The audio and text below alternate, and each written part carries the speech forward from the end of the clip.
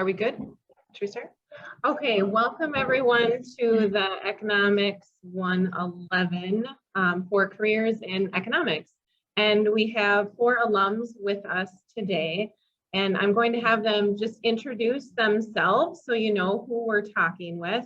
I'm just going to give it away to Taylor. We'll let her go. And then we'll kind of pop her on the screen and I'll just mention your first name since I'm guessing everybody's screen view is a little bit different. So we'll let you go ahead, Taylor. Okay. Hi, everyone.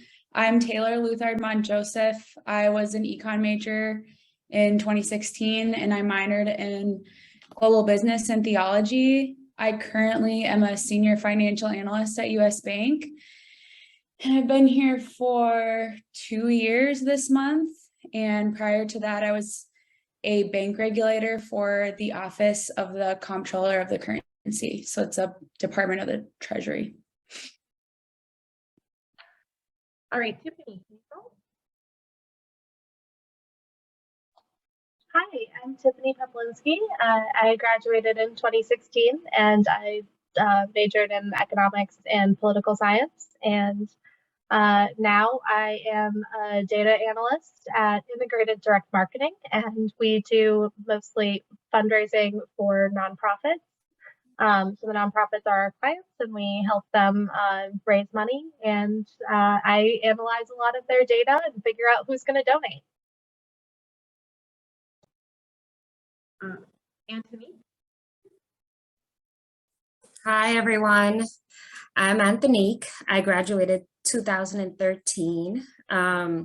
Since graduating, I've worked at the Central Bank of the Bahamas, where I'm from. I went back to grad school. I got a master's in economics, and then I went on to work as an economist for both the state of Massachusetts and the state of Florida. And I recently returned home, like this is my first month. I'm working for the IDB, so the Inter-American Development Bank, in their operations department. So more so focused on the execution of their projects in the Bahamas.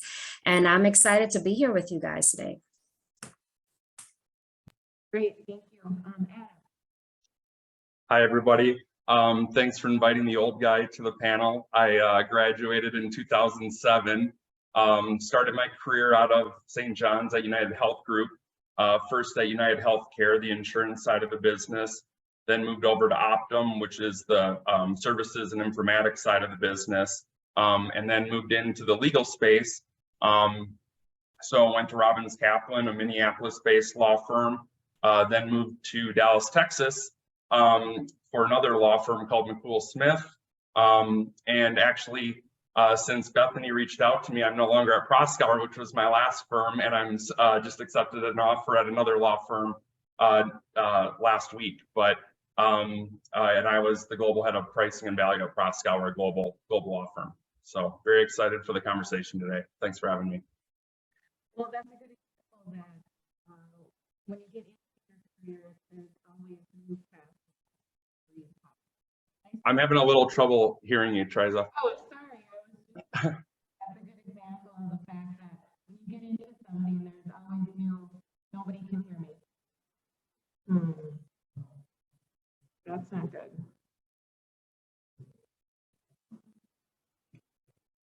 Can you hear me now? A little better, yep. Let me see if turning up my volume on this computer helps you. Is that any better? Yep. That's better? Okay. I was just saying that's a good example of how, even though you might be in one job after you get out of college, that there's always different career paths and avenues for you as you develop in your experience. All right, so the next kind of thing that I was just going to mention is that I was an English education major when I was in college. So if there's questions, if you have specific ones for a person, you can ask any of those during the course, but I probably won't be very helpful since economics is very far from my job experience. The next thing that we can talk about is some of the key experiences that you had that you were partaking in while you were students at St. John's, clubs, organizations, things that you did for volunteers.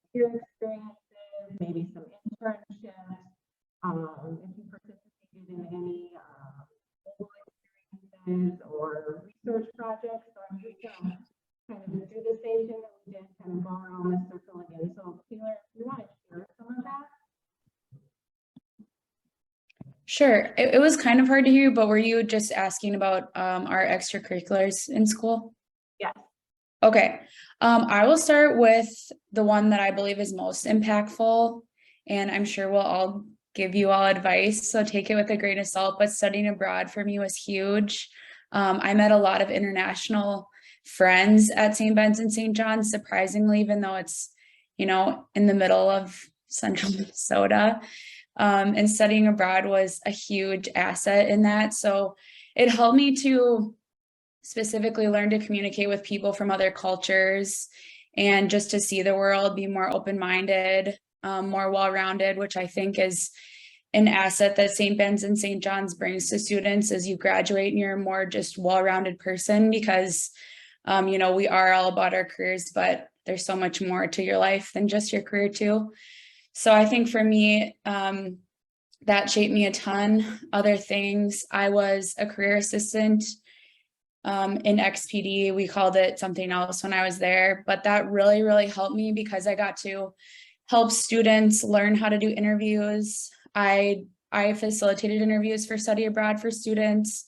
So for me, I learned a lot about the resources that the Career Center offers. Students specifically just with alumni information, alums are very willing to help you out, answer questions, meet with you. And so that was a starting place for me where that was super helpful. Volunteer experience, I did, what were they called? Alternative break experiences. I don't know if they're the same thing, but I did a few of those. That was really interesting. I did one where we went to New Mexico and I got to see the border between the US and Mexico. We got a tour of the wall and just speaking with Border Patrol. It was really interesting. We stayed with host families, so I learned a ton there. I didn't do any research.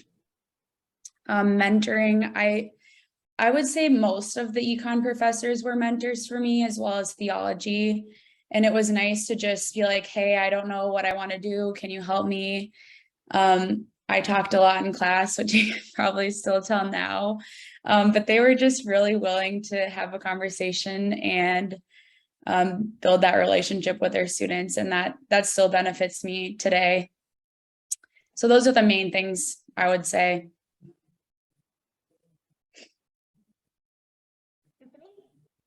I actually didn't study abroad for mostly scholarship financial issues for outside scholarships, but I really appreciated that I was able to participate in the DC internship experience.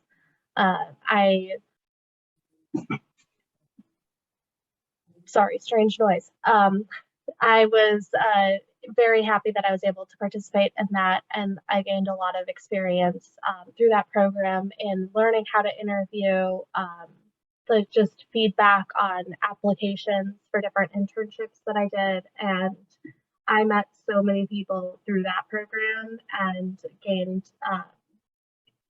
so much experience. I was at the Department of Labor for my internship, and it was just fascinating to see the inner workings there and get that experience. And it also helped me realize that, you know, I could leave Minnesota.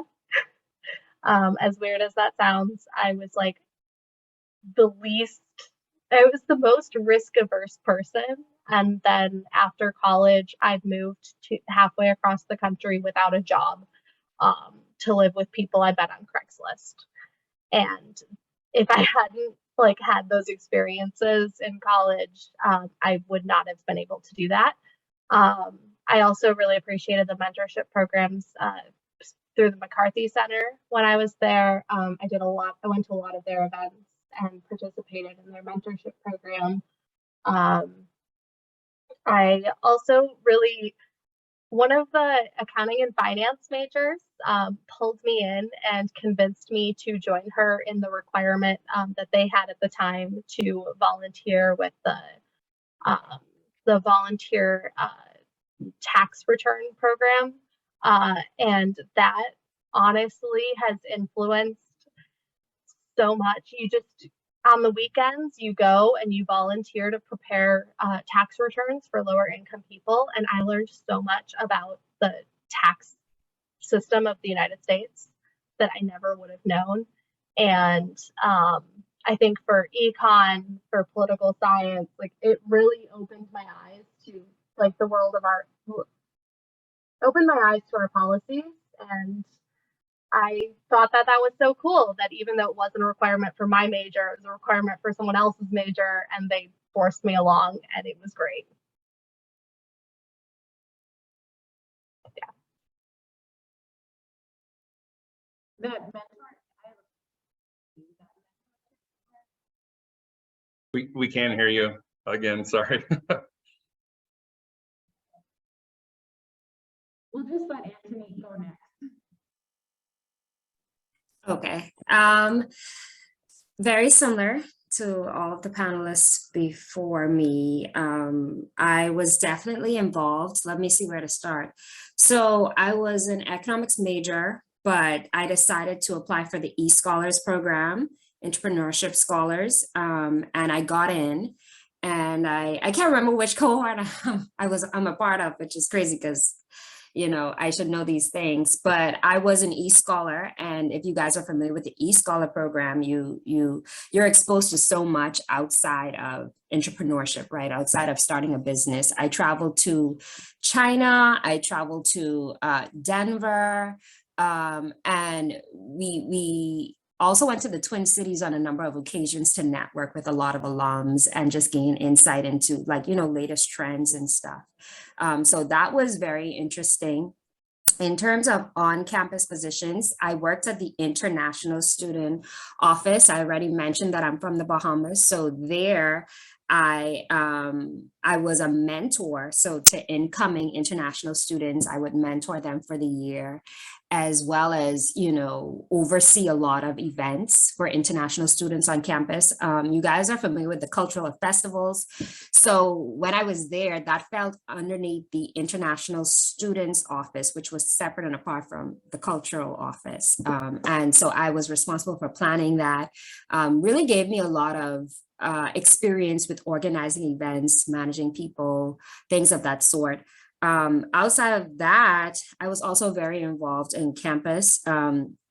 The Caribbean Club on campus at the time, I think it was Archipelago Association. I was the PR for the club. So we put on a lot of events to educate our community about the Bahamas and other countries in the Caribbean.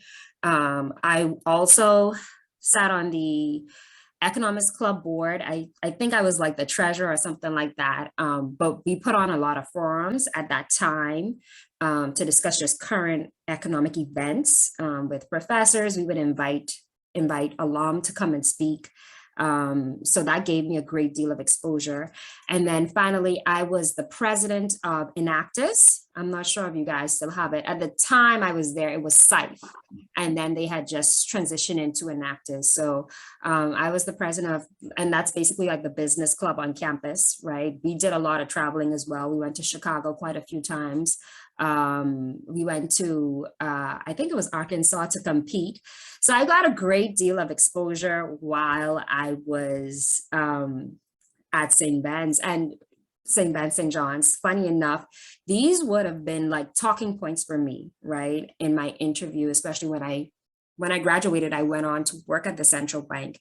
But what distinguished me between other, you know, new graduates were these experiences I had where I took on leadership roles and traveled and managed, and, you know, because I think I even talked at some point for Enactus, I managed a budget of like $20,000, and they were like, wow, at your age. I'm like, yes. But so I would just encourage you guys to, and it doesn't have to be anything like, oh, the business club, just anything that you're interested in, go after it and see what experience you can gather from that, because this is the time to do it.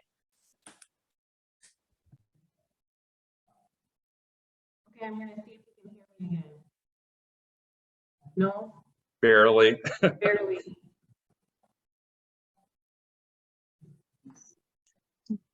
Can you hear me now exactly? It kind of reverbed there, at least for me. Okay, how about if I, still doing it.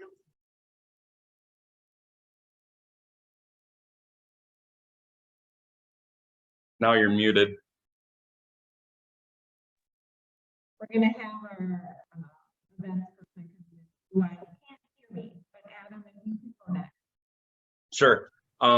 So I was an economics major, and I'm going to start with doubling down on what Taylor said, study abroad. And, you know, I went into St. John's, never even thinking about studying abroad. My first on-campus job my freshman year was working in the alumni office as a student ambassador. So my job was to call up alumni and ask them for donations to the annual fund. And you know, as you get to know them in the initial minutes of the conversation, it was a great opportunity. I'm a first generation college student to kind of pick their brain about their experience. And it was very, you know, I'm a finance guy, and the data was 99%.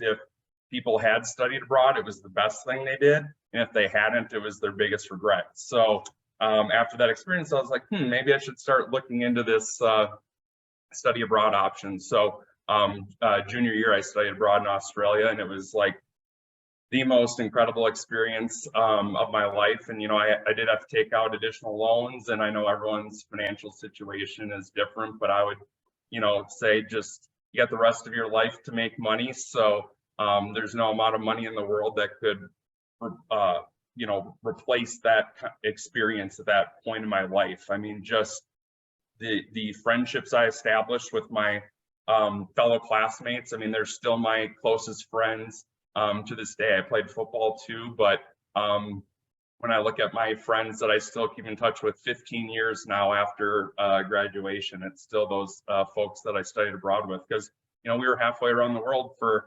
5.5 months, you know, so a lot of things happen, you know, deaths in the family or other events, and we really, you know, had a chance to bond over those experiences. And then, you know, just getting to learn about different cultures. We actually, as part of the program, stayed with an Aboriginal village for like a week and stayed in tents. And that was just, again, an experience you can't replicate. So it was just so impactful. So yeah, if you take anything from what I say today, definitely look into your study abroad options. In terms of on-campus jobs, then I transitioned to the writing center actually sophomore year through senior year. That was a really awesome experience. I mean, being a finance guy, it kind of helped round out, you know, my own writing skills, especially teaching that to others. So that was a really great experience. And I needed the cash too. So if you have an opportunity to work an on-campus job, I would highly recommend it, because, you know, the sooner you can start getting, you know, experiences, work experiences, real life experiences, it's just going to help you. I mean, I still have, you know, I just mentioned I got a new job. I still have my student ambassador and writing center tutor on my resume, even though I've got plenty of other work experience. I'm proud of that, and it shows that I've, you know, had a diverse range of roles over my career. So I would definitely, you know, recommend just doing that as early and as often as you can. And also St. John's, St. Ben's have tremendous resources, right? So take some time and talk to people and utilize them. Don't just, you know, go through college without looking at all the opportunities that St. John's and St. Ben's affords. So I worked with the Career Resources Center, and my it was the summer between freshman and sophomore year, got a job at Polaroid Consumer Electronics, and that turned into 2 summers of interning for me. And also I did consulting work for them throughout the year as well. So that turned into a tremendous opportunity. I was the finance intern there, reporting to their CFO, and he was one of my references for this new job I got too. So, you know, I just can't say enough about putting yourself out there early and often to really get new experiences, meet new people. You just never know where things will take you. Yeah, I think that kind of rounds up my time there. And I would just also say what some of the other panelists mentioned too is, you know, the professors at St. John's, St. Ben's, in my experience, were just incredibly helpful, incredibly passionate about being mentors, being friends, and again, lean into that. I still keep in regular contact with several folks there. So, you know, really lifelong relationships, both fellow students and the faculty.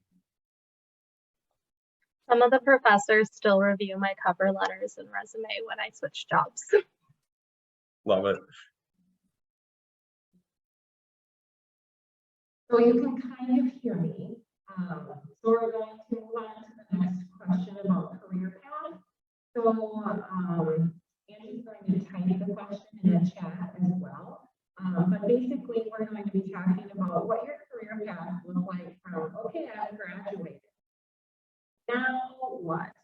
And where that path has led you from I've graduated and I've lived these experiences for my career path, and this is where I am now. And what that looks like for each of you. So Taylor, why don't we go ahead and have you go first again? Yep, happy to go first. So, like I mentioned, I started at the OCC and I arrived there I went to the Minnesota Private Colleges Job and Internship Fair, which is downtown. It's in February. I'm not sure if they still do that or not, but anyway, I went there. Okay, they do. And I became a financial intern for the OCC. So I started there after my junior year, and then they offered me a job. So probably should have done some more research, applied for other places, but I liked it, and that's where I started. So I started there in June after I graduated. I was in a cohort with, I think there was 8 of us, and we traveled together. It's a very intensive training program that was for 6 months. It's a 5-year training track. I traveled, I think, maybe 75% of my time. So I traveled a lot, mostly around central Minnesota and Wisconsin and North Dakota. And yeah, I loved it. It was very hard, very difficult, stressful, but I gained great experiences there. And that's where I gained a lot of my banking and financial knowledge that I brought to US Bank. So at the time, for personal reasons, I was getting married and it was really stressful. I was preparing there's a big commissioning exam at about the 5-year mark, and I didn't want to be traveling for the rest of my career. So I moved, like a lot of people in 2020, and I got a new job. And so now I don't travel. I work, again, at US Bank in our capital management group. So I'm on the treasury floor. And yeah, all my experience at the OCC has given me great knowledge to work at US Bank. Obviously, it's more complex. I used to work in community and mid-sized banks, which I won't get into the weeds of that, but US Bank is a lot more complicated than smaller banks, which you can imagine. So now what I do is I do forecasting specifically for capital. So that's our equity, our intangibles. You've probably seen in the news, we're going through one of the largest acquisition that we've ever done of Union Bank. And yeah, I've learned a lot. And I think from St. Ben's, the stuff that I don't know, I've learned how to research, ask questions well, work with my team, be able to prioritize things. I learned great critical thinking from St. Ben's, and yeah, that's where I'm at now. Thanks, Taylor. Tiffany? So I was a senior and it was spring semester, and I was working on my second thesis, and I was trying to finish up my 2 majors, and I was like the only senior econ major who didn't have a job lined up. And I was very stressed about that fact. And I was walking through the library on my way to my next class, and I ran into Lewis Johnston, and he goes, "Tiffany, you don't have a job yet after college yet, do you?" And I'm like, "Thanks, Lewis. Like, I'm stressed." What? He's like, no, I want you to come work for me for the summer. And I'm like, little bit of money, have something lined up. I can just finish my other thesis, finish my classes. This sounds great.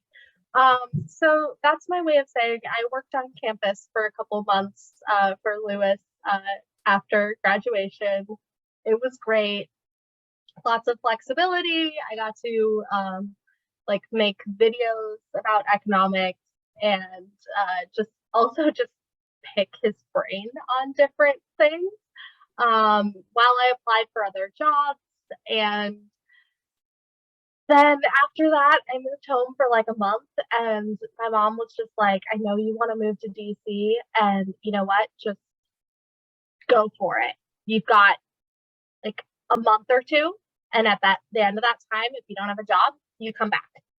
So I found a place to live on Craigslist, and I flew out to DC, almost got stranded in Milwaukee on the way, and I had a job interview the next day, and I was so stressed. I finally managed to get out here, and I think it was a couple weeks later, I had a job offer as a paralegal, and I had a paid internship offer for a political polling firm, doing survey research and focus groups. And I had basically a meltdown, being like, okay, I want the internship. I don't really want the job, but can I really turn down a salaried position with benefits and everything? And finally, it was just like, okay, well, I moved halfway across the country. I didn't do that to just, give up on my dreams a couple weeks in. So I took the risk and I took the internship, and I figured it's going to be fine. There's an election coming up. It's going to be fine. Yeah, that didn't work out so well for me. I was at this paid internship for 9 months. I couldn't afford a bed, so I was sleeping on a twin size air mattress for 9 months. And it's a fun story now. I got a job as an assistant, and honestly learned so much from that job. I still reach out to my former boss and ask for his advice, and like he puts me in contact with some of his friends. But I learned a lot about the way that the consulting industry works and how clients are chosen, and just the really higher level side of the company that I wouldn't have gotten to see otherwise. And from there, I got what I thought was my dream job back in the polling industry. And I thought that it was going to be like my career, and I was just going to, it was my dream. And it was hell. It was awful.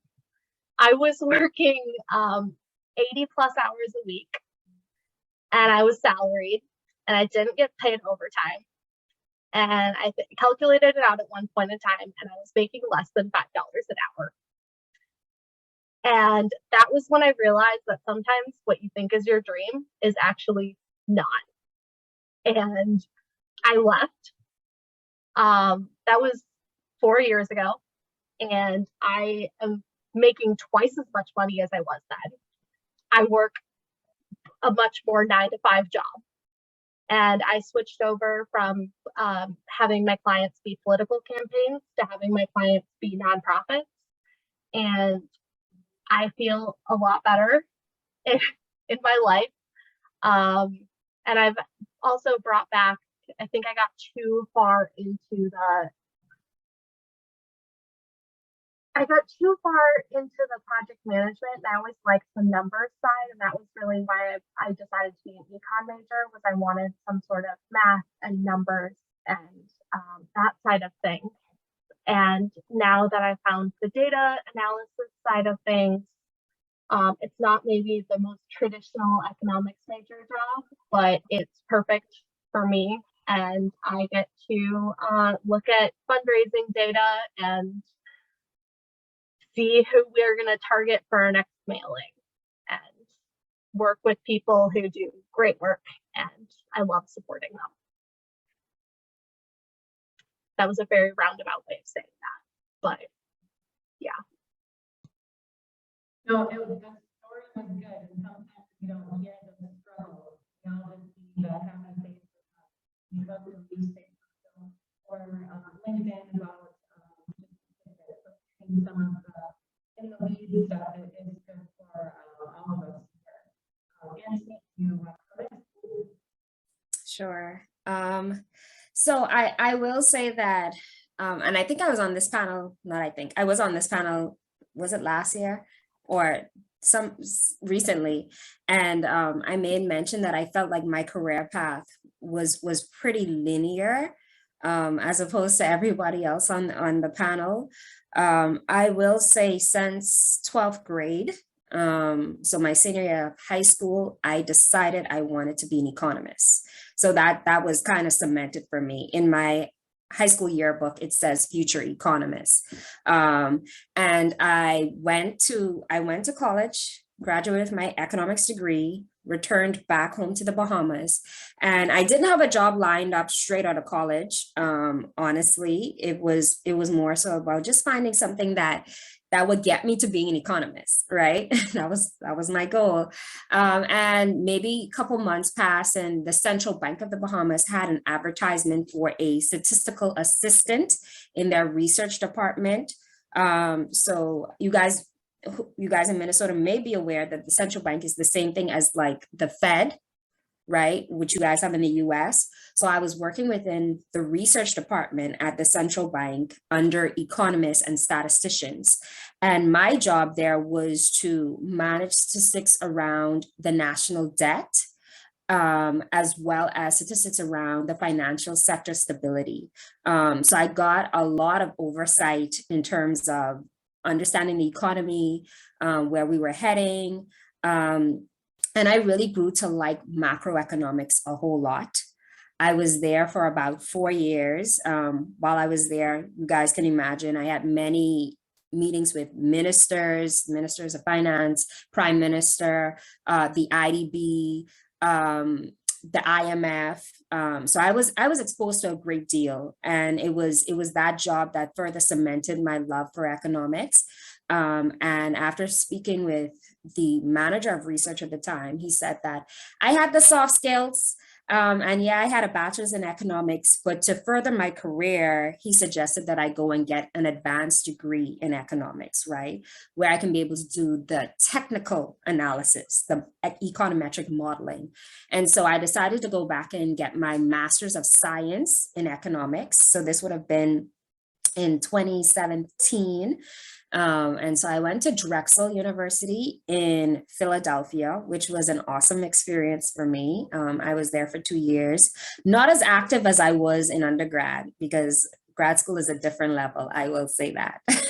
But after I graduated, again, I didn't necessarily have a job lined up, but it just so happened that the state of Massachusetts was looking for a labor economist. And I applied, and because of my background in central banking and statistics, I got the job. And I would say Professor Wheatley, he was my advisor while I was at St. Ben's, and even after. He wrote my reference letter for the central bank and for my job at the state of Massachusetts. So having those connections with your professors are very important. But I went to the state of Massachusetts, where my job was to produce key labor statistics for the state. And so if you guys are familiar with the unemployment rate and job counts, that is what I did for the state, in coordination with the Bureau of Labor Statistics. So after doing that for about 1.5 years, this was during the pandemic. And if you guys know, what was so important during the pandemic, it was labor statistics, right? It was a huge indicator of where the economy was going. And I probably had only been in that role for about 5-6 months before we had that shock. And when we had that shock, it was up to, it was up to me really to forecast and present to the Secretary of Labor where we thought the economy was going. So that was interesting, but I think it catapulted my career, because it's one thing to just be producing labor statistics, but in a time of the pandemic when it was more pertinent, you're exposed to so much more, right? Like 10 times more than you would have been normally. And so from there, I decided I wanted a bit more elevation, because I was a secondary economist, so not entry level, but I wanted to be a manager because I feel like it was gonna, take me to another level in my career. And so I applied to work for the state of Florida.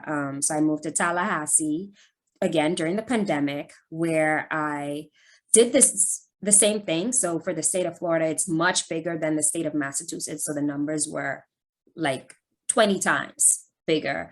But I also managed a team of economists. So I was able to produce, I was able to have my team and I produce research papers outside of producing the statistics on a monthly basis.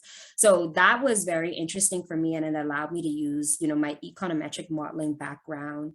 And I was there up until actually May of this year, and I decided to move back home.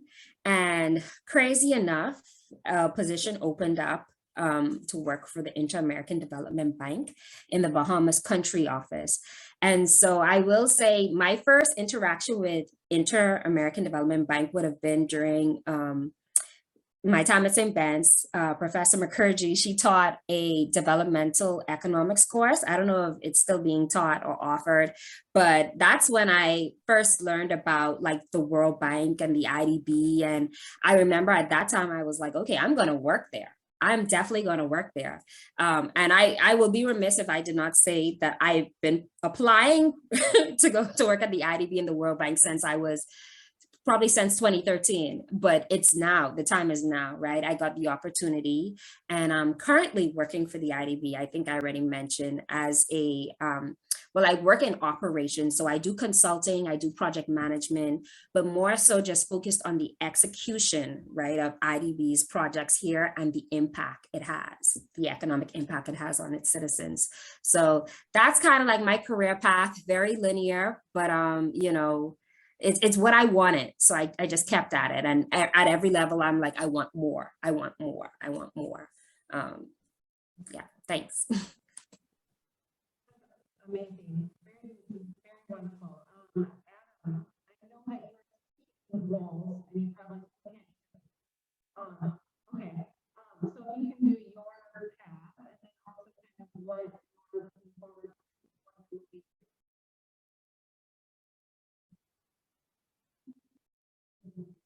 I know it's my time to talk, but I didn't hear your last question, unfortunately.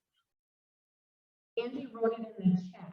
If you can do Oh, okay. your path and then also what is next for you, because you said you started a job.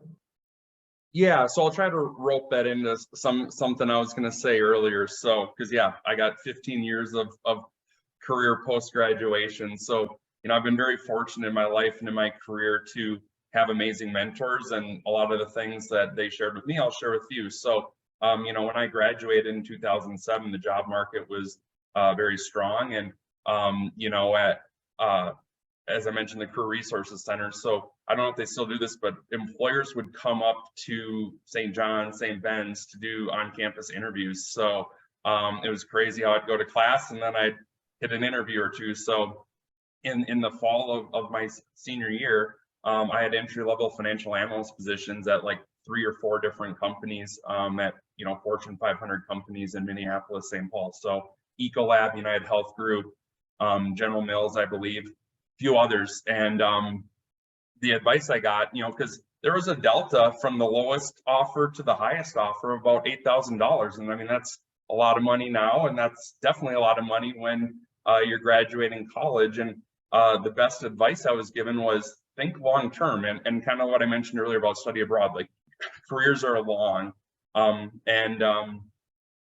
gonna have the time to make the money later on. It's really, especially graduating college, you want to get experience. And so I ended up going with United Health Group, which was not the best offer, wasn't the worst offer, but it wasn't the best either. But I had a really good feel for all the people I met there. I really liked, you know, the healthcare space. I was interested in that. And I really gelled with my manager who I interviewed with. And I think, again, that's really important earlier in your career, to you know, find managers that are going to support you and help you learn. So if you find yourself in a bad spot, I would say move on as quickly as you can. And, you know, an example is I was my boss's at the time. He was a senior financial analyst. I was an entry-level financial analyst.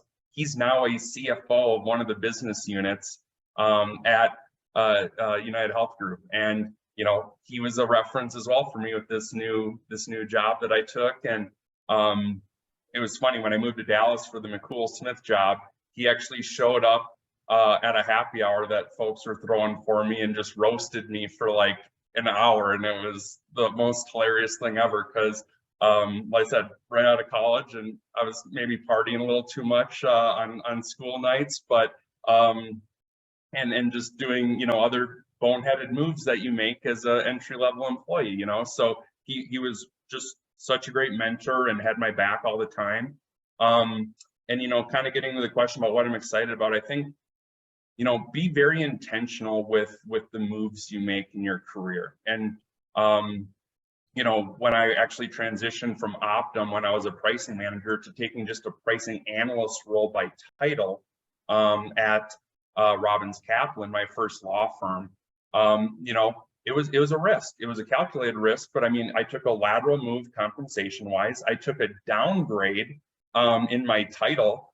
You know, I was a pricing manager at a Fortune 10 company, and I went to a mid-sized law firm, but I really was intrigued by the role. And you know, in a health group, it's a large company, and even as a manager, had a lot of responsibility, but you're a cog in a big wheel. And United Health Group is an amazing company. I have nothing bad to say about it, but transitioning to a smaller firm like that allowed me to really take ownership of a function. And it really catapulted my career in a way that I'd never expected. You know, then I was promoted from analyst to director within a year and a half or 2 years there. And then one thing has led to another. So, you know, if you would have told me 10 years ago that I would have moved to Dallas for one law firm, and now I'm in Denver and about to start at my fourth law firm. I mean, I love United Health Group. I didn't think I was ever going to leave, but I just took a chance on a role that really intrigued me. And here we are. So, and what I was going to say is, when I was leaving Optum, one of the vice presidents there, he said, look, like, careers are long, like every role you take, you should be thinking about how that's preparing you better for your next role. So that's what, you know, back to being intentional, you know, are you looking for a new experience? Are you looking to, you know, change the type of role you have? Do you want to, you know, Taylor mentioned, like, do you want to travel? Do you not want to travel? Do you want to manage people? Do you want to be an individual contributor? So I think those are all very important things to consider. You know, and you know, one of the roles I took, it was simply for money, and I was frustrated with my current employer. They weren't hearing me, so ultimately I had to move on. So I think, you know, when you're thinking about career choices, be very intentional with, why am I looking to leave my current employer? Because the grass isn't always greener, and you know, you want to be, you never know what you're stepping into ultimately. Job descriptions are job descriptions, interviews are interviews, but you know, at least you can know that based on the information you have at hand, that you made a very logical and reasoned decision for your career, and for your personal life too. So that's what I would say. And then I'll look at the chat here again to yeah, and I think what I'm looking forward to with this new firm is just, like I said, continuing to grow my skill sets. So at my last firm, I managed a team of 10 across 6 time zones. I had folks from London all the way to San Diego, and this new firm wants me to build a team there as well. And it's a larger firm, and I actually get not only pricing, but project management back. I own both pricing and project management at both Robbins Kaplan and McCool. So that's what I'm looking forward to, is having ownership of both of those functions again. Adam, I have a quick question for you, if that's okay. Sure. I'm just wondering how you switched, like, from UHG, like you switched industries, like most likely locations. Like, how'd you like get that on your radar to switch? It's kind of an entertaining story. So actually, a girl I used to date was a recruiter, and she called me one day. She had been abroad for like 2 or 3 years, and she's calling me one day, and she's like, yeah, I'm back in the States now. I'm doing recruiting again. And she had seen that I had transitioned from the finance side at United Healthcare, my roles there, to pricing at Optum. And she knows I'm a very social person and have a lot of contacts. So she's like, I had this pricing job at a law firm that I just cannot fill. Can you take a look at the job rec and see if you know anybody? And I said, yeah, shoot it over, whatever. And then I read it that night and I was like, this sounds very intriguing. And I said, I don't really know many people that I think would be a good fit other than myself. Do you think they can, it's a pricing analyst role, I'm a pricing manager. Do you think they can move on compensation or with title? I don't want to obviously take a step back in title. And it's funny because I convinced myself, if I was switching industries, I'd be an investment banking analyst and I'd be making a lot more money than I was as a pricing manager at Optum. So I convinced myself of that. Well, turns out the perception at the firm was an analyst level role. So I show up day one, I'm in like a suit and tie, and the lawyers are kind of looking at me kind of weird, like, why is this guy trying so hard? He's a pricing analyst, but like they didn't know, the conversations I had with the CFO about what I was brought in to do there. So yeah, I think again, it gets back to about being intentional, right? I was really looking to just take more ownership, and I was getting kind of one, burnt out in my role there at Optum at the time, and two, just like I said, wanted more ownership. Didn't want to do the same thing day in and day out. The way my role worked at Optum was we had a book of business, and I was just pricing out all these large RFPs for the services that get rolled in with your health insurance. So I was pricing everything from flu shots to on-site biometric screenings, wellness programs, disease management programs. But it was just very stressful because you had to enter in these RFP prices into like a website that's going to close at like 5 p.m. Eastern, and I need to get approval from the CFO. So anyway, moving to Robbins Kaplan, it was about building a pricing function for the law firm and structuring alternative fee arrangements is what it's called. So when a client is taking on a transaction or a litigation and they don't want to pay the billable hour rates for a lawyer, well then I work with the clients and the lawyers to structure a fixed fee or a cap fee or some sort of risk share arrangement that's going to work for the client and the firm. So, making sure that the client can pay for their legal services in a way that they think is fair and reasonable, and then making sure on the firm side that we budget and we can still, hit the profit margins that we're expecting. So. Thank you. Yeah, sure. So, Andy's going to type the question in the chat. Now, since they can't hear me, we'll also have Andy type those in the chat. So you can just raise your hand, or if your professor has a question, we'll open the floor. What do you want to know? General questions, specific questions. How do I find those resources that you all just talked about?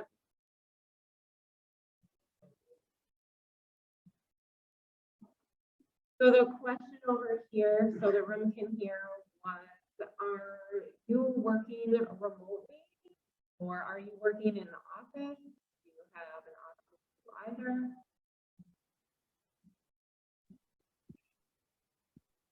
I can just go really first. I can just go quick first. I'm sure it's different for all of us at US Bank. We are transitioning to being on site more. It's kind of a banking culture type of thing. My team is very flexible. So right now we are hybrid, and our CEO last week mentioned that he wants us to start coming in 3 days a week. And my team, it'll probably be like 2 days a week. So I will say at the beginning of the pandemic, after traveling for my whole career, I hated working from home. I couldn't stand it. I get very distracted. I have a cute little puppy, would rather like be cleaning my house and stuff. But now I love it, and it helps me to prioritize my work more. And yeah, all that to say, I'm hybrid. I'm fully remote. This is the spare bedroom of my apartment. It is my office. I thought I wanted to go back like a year in, and then I realized I didn't. My last office still had the option that they had physical office space, and they're like, if you want to come in, come in. No one did. My current company was in like a WeWork kind of situation before the pandemic, and they had a vote, and only one person out of a company of like 20 wanted to go back. So they canceled their subscription. We don't have a physical office anymore. We're not going back. That's cool. I would say IDB is the most flexible place I've ever worked, but I've worked for governments, right, or quasi-governments. In Florida during the pandemic, Florida governor, he expected you to be in office. Massachusetts, they allowed us to work from home because it was the start of the pandemic. Working for the IDB in the Bahamas has more of a, come to office type of culture. And they did adapt during the pandemic, but the IDB itself, I would say is very flexible. So I'm currently working from home. I can decide to go into work as I please. I can decide to go into work for 10 a.m. and then leave by 3 p.m., sorry, and finish work from home. I have meetings offsite. So I have meetings with a lot of government officials, government ministers at their offices. Sometimes I travel to the Family Islands. I'm supposed to be traveling next week on a mission. So IDB, this role is definitely more flexible, but it's somewhat scary for me because it's new. I'm used to being in office. Like Taylor, I get distracted when I'm home. Well, I know she used to, but I get distracted when I'm home. So I'm more so trying to navigate, right? How do I be productive with all this freedom, having to go to all these different offsite events, and still get work done, right? But IDB is flexible. I'm working from home currently.